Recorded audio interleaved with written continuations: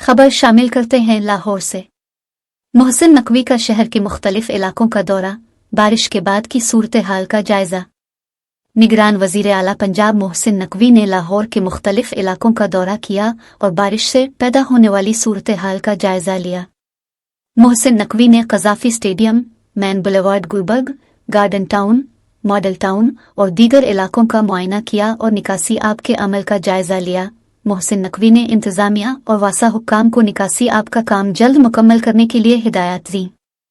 इस मौके पर गुफ्तगू करते हुए वज़ीर आला मोहसिन नकवी ने कहा कि निकासी आब के लिए तमाम वसाइल बरोए कार लाए जाएं, डी वाटरन पंप्स की तादाद में इजाफा किया जाए, शहरियों की मुश्किलात के इजाले के लिए अफसरान खुद फील्ड में रहे।